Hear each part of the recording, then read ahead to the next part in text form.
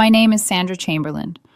I'm 29 years old, and this is the story of how one quiet Tuesday evening dismantled the future I thought I was building. For 3 years, I believed I knew the man I lived with. Lucas Ward, 27. My boyfriend. The person I'd planned to marry someday, the man I thought I understood down to the smallest detail. We moved into a 2-bedroom apartment about 18 months ago. Spacious, warm, filled with soft gallery light mornings, and the smell of his favorite hazelnut coffee. I paid 70% of the rent not because I lorded a higher salary over him, but because he'd insisted that it made sense. I worked in corporate finance. He worked in marketing. I don't want to hold you back, he'd said. One day it'll be 50-50. And I'd believed him because I loved believing him. I had been quietly, embarrassingly thinking about engagement for months, saving money, browsing rings online at midnight when he couldn't see the tabs open. I even asked his sister casually what kind of cut she liked, trying not to give myself away. I can't think about that now without feeling a bitter laugh crawl up my throat. It started 8 months ago. Lucas came home one evening and told me he'd reconnected with some college friends, a few women from an old Instagram sorority group chat, and they wanted to revive their Tuesday book club. The phrase sounded oddly wholesome, like something out of a coming-of-age movie. Wine, books, stories, laughter. A feminine little world I wasn't part of, but that was fine. I didn't need to orbit every inch of his life. "I'm happy for you," I remember saying, and I had meant it. He seemed excited, and I genuinely believe people needed their own spaces even within a relationship. But the first strange thing happened quickly. The meetings always lasted until 2 in the morning, sometimes later 2:30 even, every single Tuesday without fail. He would leave the apartment at 7, kiss me lightly on the cheek as if stepping into a routine that existed long before me, and then vanish into the night. I asked once lightly, "Isn't that a little late for a book club?" He smiled too quickly. "We really get into discussions sometimes, and whoever hosts usually lives far out. We lose track of time." I asked which friend hosted. "It rotates," he said. I asked what book they were reading. He gave me a few titles, real ones. Classics. A few popular contemporary novels. I Googled them to be sure, and they checked out. For his birthday, I bought him one of the books he claimed they were reading. He hugged me, thanked me, but I never saw him open it, not once. He left every Tuesday wearing nicer outfits than usual. Not dressy, but intentional. A spritz of cologne he rarely wore for our dates. His hair styled in that slightly messy look that somehow took effort to achieve. If I asked, he'd say, "It's networking, babe. Appearance matters." Networking. That word would haunt me later. Still, I trusted him. 3 years together, living in the same home, having difficult conversations, sharing responsibilities, dreaming about dogs and future homes. What reason did I have not to trust him? It turns out trust without evidence is a dangerous currency. 3 weeks ago, Lucas forgot his iPad at home. It almost never happened. He took it to work daily, always charging it on his nightstand. But that morning he left in a rush jacket, half on toast in his hand, kissing my forehead before bolting out the door. The iPad remained on the kitchen counter, quietly pulsing with notifications as I made my coffee. I wasn't even looking at it when the message preview lit up the screen. "Same place tonight. The girls are asking if we're still coming. Sent by someone saved as book club group." The girls. The words hit the side of my skull like a cold stone. The book club was, according to Lucas, mostly women, but the wording in that message didn't match the dynamic he described. It felt off wrong, too casual and conspiratorial. My stomach tightened into a hard knot. I hesitated. I truly did. I told myself I shouldn't invade his privacy. I whispered out loud, "Don't open it, Sandra." But something ancient and protective and trembling inside me said otherwise. I tapped the notification. The group chat had 7 members: Lucas, 2 women, 4 men. And not a single message was about books. Instead, I saw talk of which bar they were hitting next, who was bringing tequila shots, who was driving, who owed who a drink. Pictures of them at lounges, Edison bulbs glowing gold behind their silhouettes. Lucas grinning, with strangers pressed against him. Women leaning into him like he was theirs. His arm around one of them in a dimly lit club. Another photo, Lucas holding a shot glass cheek to cheek with a girl whose red dress matched the fire emoji someone sent underneath. "Are you wearing that red shirt again tonight?" one woman wrote. My hands trembled. My breath turned hollow. I scrolled back. Weeks and weeks of these messages. Jokes I didn't understand, winking faces inside references. Nothing explicitly sexual, but the tone wasn't innocent. It was charged, it was flirty, it was dishonest. 8 months of Tuesdays. 8 months of lies. 8 months of me believing in a book club that never existed. I didn't confront him that night. I couldn't. The truth was too sharp and too loud, and I needed silence to think. So instead, I took screenshots, every message, every photo, every emoji. I emailed them to myself. Then I closed the iPad, placed it exactly where he left it, and forced my hands to still long enough to wipe my fingerprints off the screen. When he walked in at 2:15 a.m., smelling like cocktails and cigarette smoke, he kissed my cheek. "The book we discussed tonight was so emotional," he murmured. "You'd love it." I nearly laughed. I nearly cried. But instead I said nothing. Not yet. The next Tuesday, everything would begin collapsing. The following Tuesday, I told Lucas I'd be working late on a financial presentation for my firm. He kissed the top of my head distractedly, thanked me for being so understanding, and left in his usual Tuesday night haze of cologne and rehearsed innocence. But I wasn't going to my office. I wasn't even carrying my laptop. Inside the canvas tote bag clutched against my chest was a stainless steel thermos of fresh coffee. My small, pointed symbol of the book club he'd supposedly been attending for 8 straight months. A gesture so polite it bordered on cruel. I drove to the bar I had identified from the iPad photos, an upscale lounge with warm, amber lights, velvet seating, and that polished industrial style everyone pretends is effortless.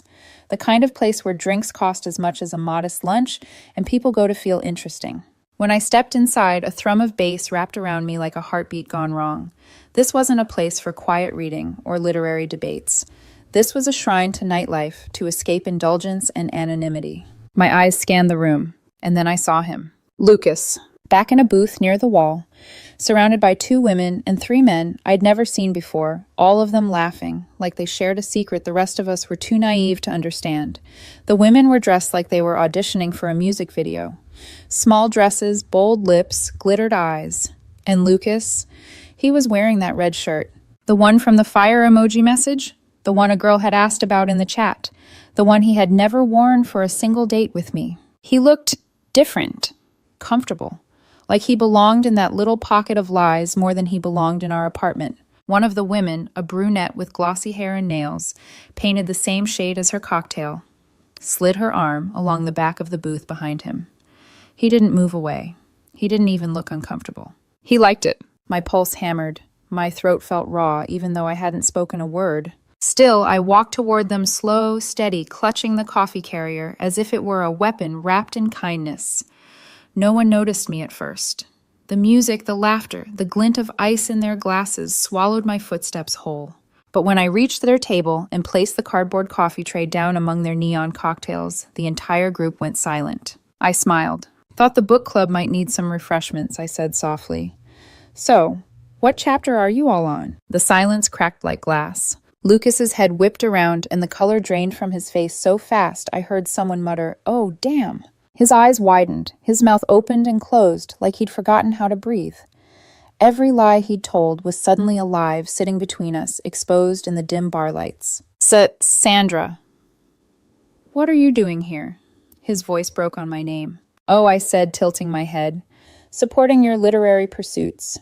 You've been working so hard, reading so late. I just wanted to contribute." One of the men, tall, overly groomed, radiating arrogance, squinted at me. Book club." "We're just hanging out," he said. "Who are you?" Before Lucas could stop him, I smiled politely. "I'm his girlfriend." Half the table stared at Lucas. The brunette beside him withdrew her arm. Slowly, eyebrows rising in a silent seriously, Lucas scrambled to recover. "Babe, this isn't what it looks like. This is networking. I told you it was networking." "Right," I said. "Networking. With potential clients. At a bar. Until 2 a.m. Every week." I paused. "And the women asking if you're wearing the red shirt again. Definitely professional inquiries, I'm sure." His face went paper white. I don't know what you saw, but Sandra, please." He grabbed my arm lightly, desperate, trying to pull me aside. "Let's talk outside." I let him lead me a few steps away, just far enough for his networking team not to hear. He kept looking over his shoulder, like he was terrified of losing whatever credibility he had left with them. The excuses came in a frantic whisper. "These are colleagues. We're building connections. You're taking everything out of context. Nothing ever happened. I swear. You've been stressed and distant lately. Maybe that's why you're misinterpreting everything. You're embarrassing me." That last one stung more than the lies. I took a breath and asked quietly, "If it's networking, why did someone in the chat ask if you were wearing the red shirt again?" With a fire emoji, his entire face slackened. He had no answer. The group behind us watched, whispering. The music pulsed a slow, mocking rhythm. Lucas's facade, so carefully constructed over 8 months of lies, was collapsing right in front of them. "I'm going home," I said. "We'll talk there." He didn't follow immediately. He stayed at the booth for another 10 minutes, probably trying to salvage what was left of his pride. I'd always wondered what it would take for him to choose me over appearances. Apparently not much. Apparently nothing at all. He came home at 3 in the morning. I heard the key turn in the lock, the shuffle of his shoes, the shaky exhale of someone bracing for impact. "Sandra," his voice cracked. I didn't answer. I sat on the couch in the dark waiting. When he finally found me, he sank to his knees on the rug in front of the sofa, eyes red, breath unsteady. "I'm so sorry," he whispered. "Nothing physical ever happened. I swear on my mother's life. I liked the attention. I felt irrelevant lately, and you've been busy, and Sandra, please don't give up on us." His tears were real. His guilt was real, but so were his lies. He reached for my hands. I didn't move. "I need space," I said quietly. I slept in the guest room that night, staring at the ceiling in the dark, listening to him cry softly through the wall. But even then, even in that moment, I knew it. I wasn't staying, not after this. The betrayal had already carved itself into me, irreversible as a burn. I began planning my exit before the sun rose. For the first time in our 3-year relationship, Lucas and I moved around each other like we were temporary tenants, sharing a space we both wanted to escape. We only spoke when absolutely necessary, our sentences clipped and hollow, each word landing with the fragile sound of cracked porcelain. While he tried to cling to apologies and hopeful glances, I was already detaching myself piece by piece. On Wednesday afternoon, I called our landlord from my office. My voice surprised me, steady, detached, professional. "I'm looking into breaking the lease," I said. He explained the conditions: 30 days notice, and a break fee equal to 2 months of rent, $3,000. I felt the sting, but freedom isn't free, and staying would have cost me far more. That night, I quietly began removing the things I couldn't risk losing in a breakup, spun by someone who already rewrote reality for convenience. Important documents, sentimental items, valuables.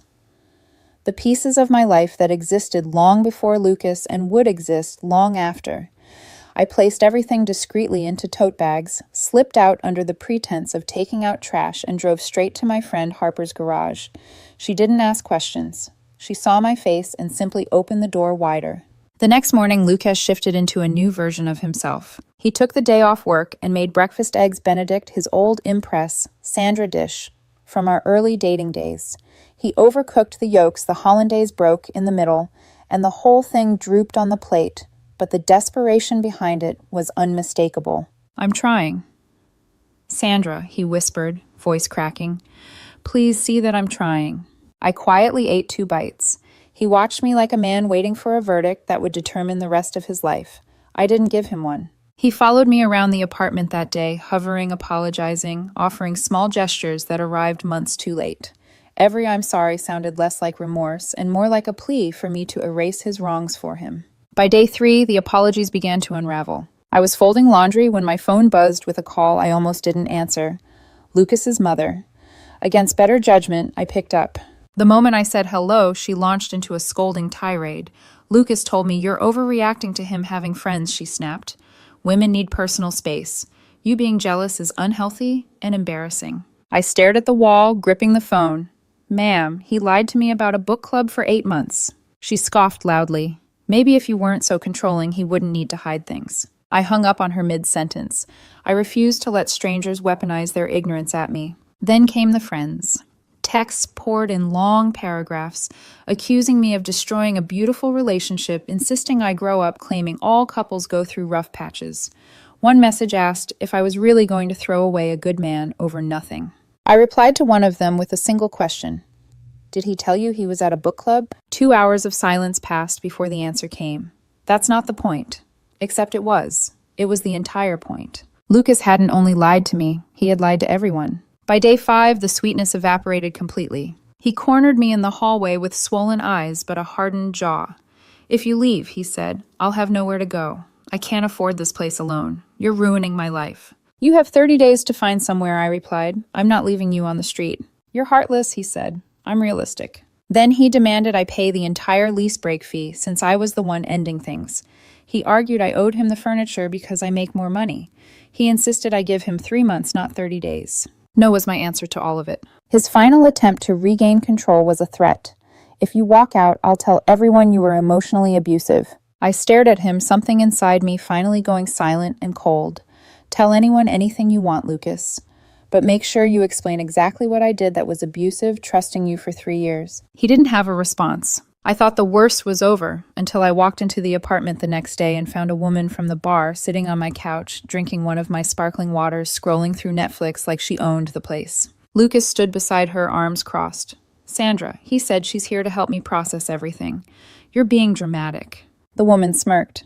"Yeah, we can all talk like adults." I pulled out my phone, dialed 911, and turned the screen toward them. Before the call even connected, she grabbed her purse and bolted.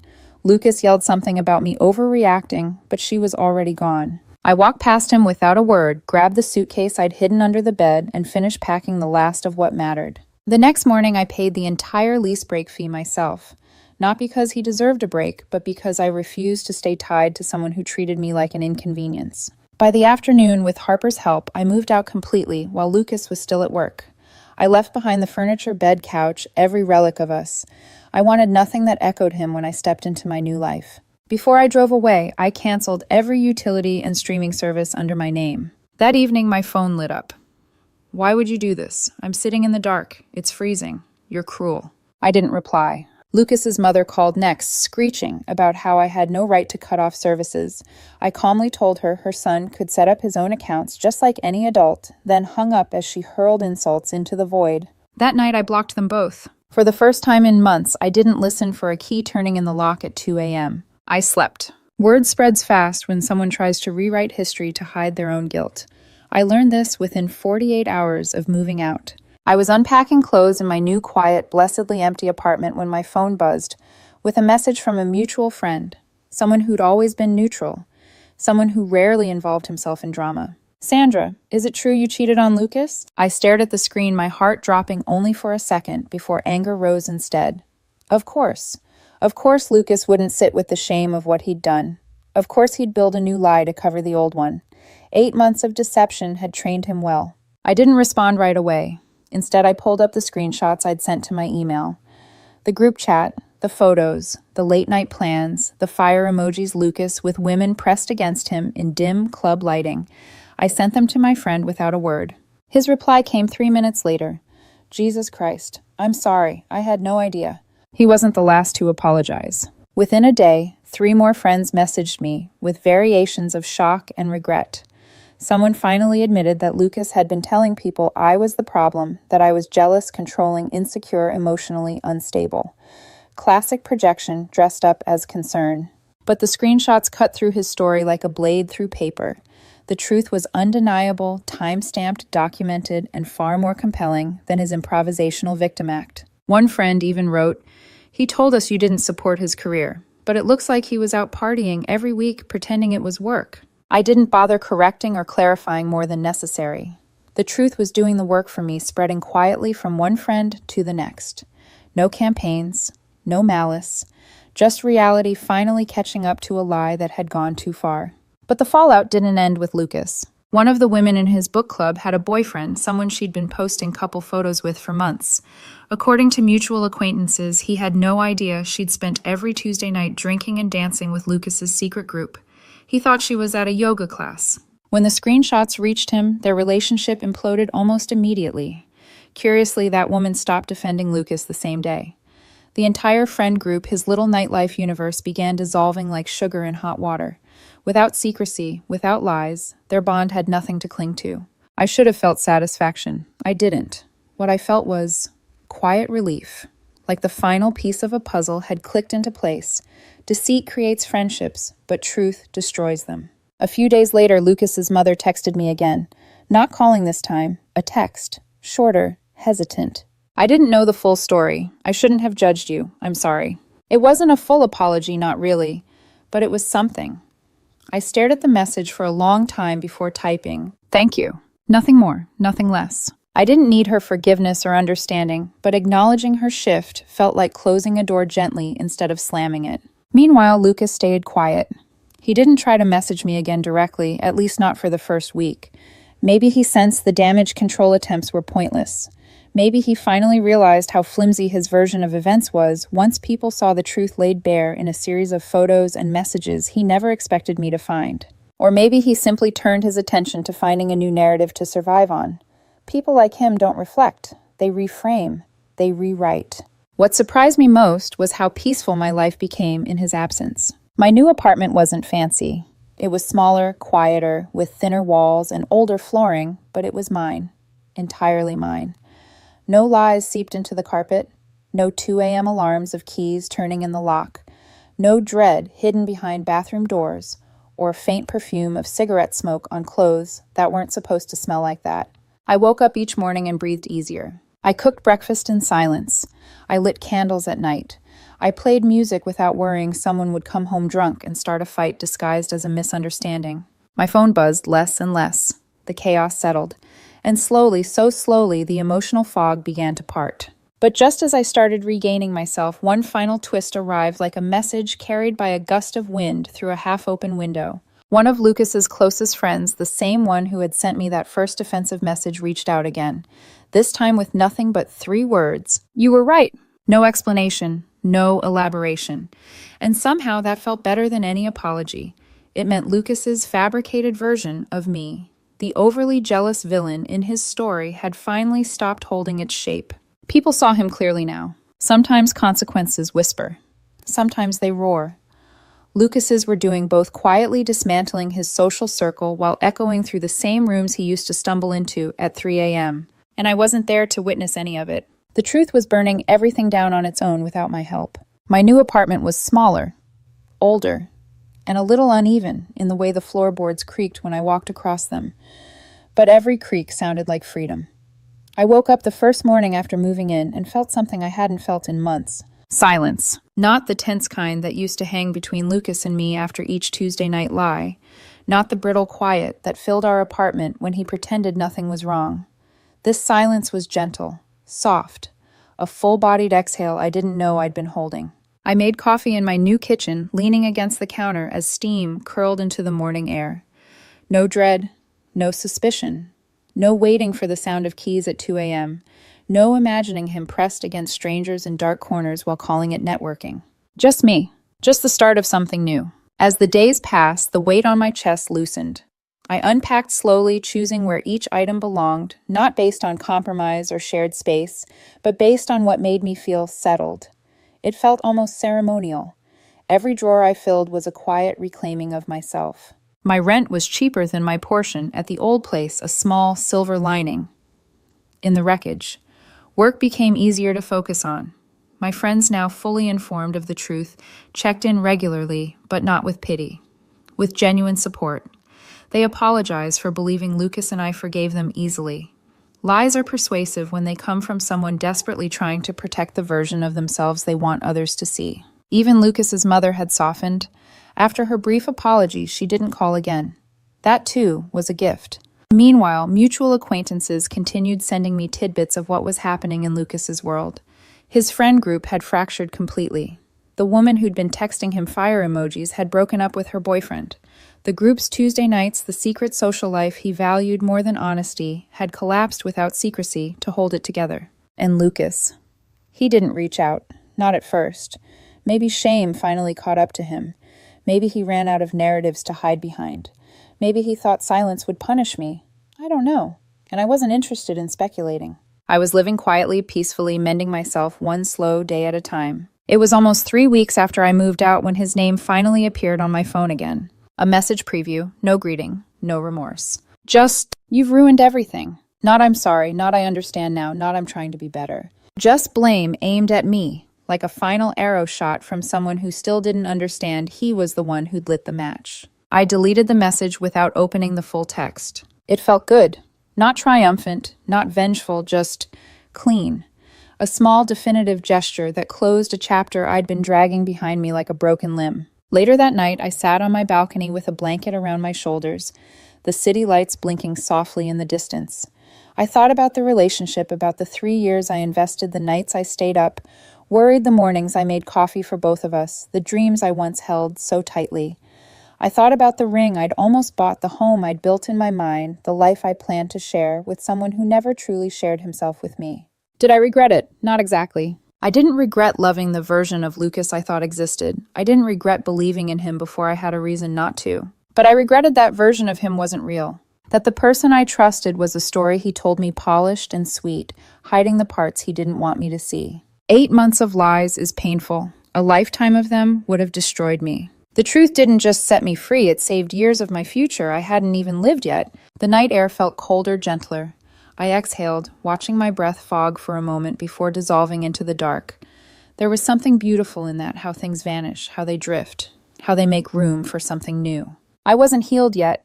Healing never comes all at once, but I was on my way. And for